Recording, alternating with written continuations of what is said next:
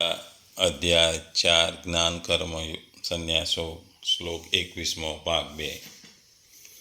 એટલે આ શ્લોકમાં ભગવાન કહે છે કે સંસારમાં આશા કે ઈચ્છા રહેવાને કારણે શરીર, ઇન્દ્રિયો, મન વગેરે વશમાં રહેતા નથી.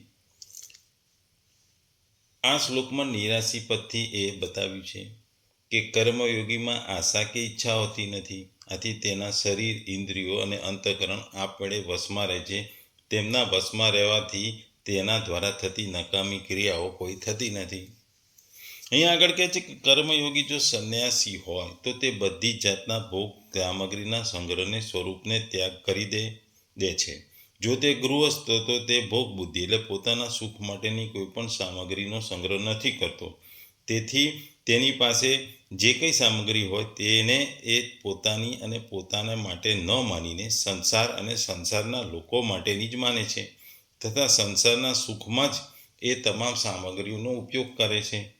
ભોગ બુદ્ધિથી સંગ્રહનો ત્યાગ કરવો એ તો સાધક માત્ર માટે આવશ્યક છે. અહીં આગળ ભગવાન કહે છે કે કર્મયોગીમાં આશા, કામના, સ્પૃહા, વાસના વગેરે હોતી નથી. તે બહારથી ભોગ સામગ્રીના સંગ્રહનો તો ત્યાગ કરતો એટલી જ વાત નથી, પરંતુ તે અંતરથી પણ ભોગ સામગ્રીની આશા કે ઈચ્છાનો ત્યાગ કરી દે છે. આશા કે ઈચ્છાનો સર્વથા ત્યાગ ન થવા છતાં પણ તેનો ઉદ્દેશ તેમના ત્યાગનો જ રહે છે.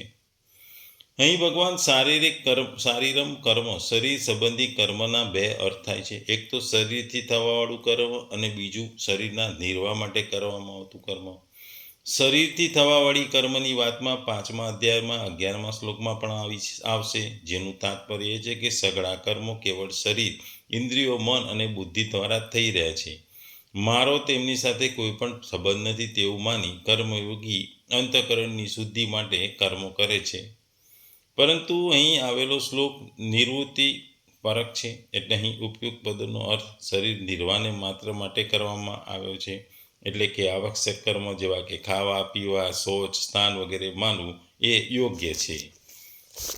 નિવૃત્ત પરાયણ કર્મયોગી કેવળ એટલા જ કર્મો કરે છે જેટલાથી કેવળ શરીર નિર્વાહ થઈ શકતો હોય, શરીરને ચલાવી શકાતું હોય.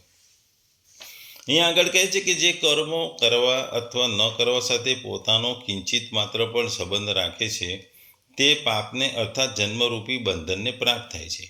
પરંતુ આશારહિત કર્મયોગી કર્મ કરવા અથવા ન કરવા સાથે પોતાનો કોઈ પણ સંબંધ રાખતો નથી, એટલા માટે પાપને પ્રાપ્ત થતું નથી, અર્થાત તેના સઘળા કર્મ અકર્મ બની જાય છે.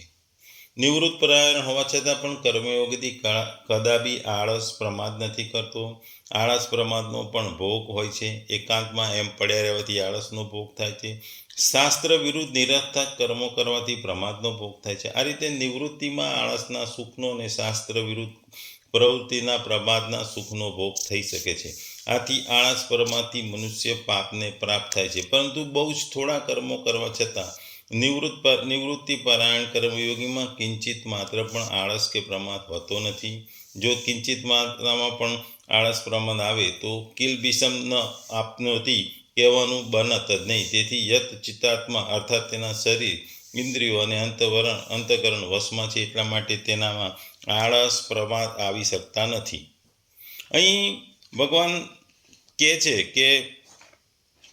કે જ્યારે તેના દ્વારા પાપ ક્રિયા થઈ શકતી નથી ત્યારે શા માટે પાપને પ્રાપ્ત થતો નથી એવું કહેવામાં આવ્યું છે. એનું સમાધાન એ છે કે ક્રિયાના આરંભમાં અનિવાર્ય દોષ પાપ મળી આવતા હોય છે, પરંતુ મૂળમાં અસતનો સંગ, કામના, મમતા અને આસક્તિથી જ પાપ લાગે છે. કર્મયોગીમાં કામના, મમતા, આસક્તિ હોતી નથી, અથવા તેનો કામના, મમતા અને આસક્તિનો ઉદ્દેશ પણ નથી હોતો. એટલા માટે તેનું કર્મ કરવા સાથે અથવા ન કરવા સાથે કોઈ પ્રયોજન હોતું નથી. આ જ કારણથી ન તો તેનો કર્મોમાં રહેવાવાળું આનુષિક પાપ લાગે છે, ન તો શાસ્ત્રવિદ કર્મોના ત્યાગનું પણ પાપ લાગે છે.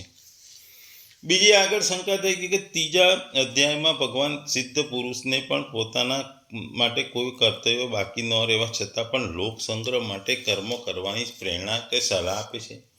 પોતાના માટે ભગવાને કહ્યું કે ત્રિલોકમાં કોઈ પણ કર્તવ્ય અને અપ્રાપ્તવ્ય ન હોવા છતાં પણ હું સાવધાનીપૂર્વક કર્મો કરું છું. 3જા અધ્યાયના 22 થી 24માં. આથી શરીર નિર્વાહ માટે પણ કર્મ કરવાવાળા કર્મયોગી શું લોકસંગ્રહનો ત્યાગ દોષી નહીં લાગે? એનું સમાધાન એ છે કે કામના, મમતા વગેરે ન રહેવાને કારણે તેને કોઈ દોષ નથી લાગતો. જોકે સિદ્ધ મહાપુરુષમાં પણ ભગવાનના કામના અને મમતા વગેરે સર્વથા અભાવ હોય છે, તો પણ તેઓ જે લોકસંગ્રહ માટે કર્મો કરે છે એ એમની દયા, કૃપા જ છે. વાસ્તવમાં તો તેઓ લોકસંગ્રહ કરે અથવા ન કરે તેમાં તેઓ હંમેશા સ્વતંત્ર હોય છે. ત્રીજી એક એ શંકા છે કે ત્રીજા અધ્યાયના 13મા શ્લોકમાં ભગવાને કેવળ પોતાના શરીરનું પોષણ કરવાવાળો મનુષ્યને પાપી કહ્યો હતો. નહીં કહે છે કે શરીર નિર્વાહને માત્ર કર્મ કરવાવાળો પાપીને પ્રાપ્ત થતું નથી. આ બંને કેવી રીતે બને? એનું સમાધાન એ છે કે જ્યાં સુધી ભોગ બુદ્ધિ છે અને કર્મો તથા પદાર્થોમાં આસક્તિ રહેલી છે ત્યાં સુધી કર્મ કરવા અથવા ન કરવા પાપ જ લાગે છે. એટલા માટે ભગવાને પચંતી આત્મકારણમ કારણાર્થ પદો આવ્યા છે. પરંતુ કર્મયોગીમાં ભોગ બુદ્ધિ નથી અને કર્મ તથા પદાર્થોમાં કોઈ પણ પ્રકારની આસક્તિ નથી. આથી સર્વથા અલિપ્ત અથવા નિર્લિપ્ત થવાથી તેના કર્મો કરવા અથવા ન કરવાથી એને કોઈ પણ જાતનું પાપ લાગતું નથી. અહીં શ્લોકને જો સાંખ્ય યોગ માની લઈએ તો શું વાંધો? કારણ કે બધા જ લક્ષણો આપણે જોઈએ તો સાંખ્ય યોગીના બનવે છે, પરંતુ એવી વાત નથી. પહેલી વાત તો એ છે કે અહીં કર્મયોગનો પ્રસંગ છે, એટલા માટે આ શ્લોક મુખ્ય રૂપે કર્મયોગી જ છે. બીજી વાત, સાંખ્યયોગી પોતાને કરતા માનતો જ નથી, તેનામાં હું કંઈ પણ નથી કરતો એવો સ્પષ્ટ વિવેક રહ્યો છે. પછી તેના માટે કર્મો કરતો હોવા છતાં પણ પાપ નથી પ્રાપ્તો એવું કહેવાનું કેવી રીતે બને? કર્મયોગના સાધકમાં તેઓ સ્પષ્ટ વિવેક જાગૃત ન હોવું જોઈએ, છતાં પણ તેઓ નિશ્ચિત રહેતો હોય છે, મારું કંઈ નથી, મારે કંઈ જોઈએ નહીં, મારા માટે કંઈ નથી. આ ત્રણ વાતો દ્રઢ નિશ્ચય રહેવાને કારણે તે કર્મો કરતો હોવા છતાં પણ તેમાંથી નિર્લિપ્ત રહે છે. લોકોમાં એવી માન્યતા છે કે કર્મયોગી ગૃહસ્થ આશ્રમ અને જ્ઞાનયોગી સાંખ્યયોગી સંન્યાસ આશ્રમમાં રહે છે, પરંતુ વાસ્તવમાં એવી કોઈ વાત નથી. જેને શરીરથી પોતાને અલગ સત્તાનો સ્પષ્ટ વિવેક છે એ જ્ઞાનયોગી છે, ચાહે ગૃહસ્થ આશ્રમમાં હોય કે સંન્યાસ આશ્રમમાં. જેનામાં એટલું સ્પષ્ટ વિવેક નથી પરંતુ ઉપરોક્ત ત્રણ વાતના નિશ્ચય પાકો છે તે કર્મયોગી છે, ચાહે તે ગૃહ આશ્રમમાં હોય કે સંન્યાસ આશ્રમમાં. ટૂંકમાં ભગવાન કહે છે કે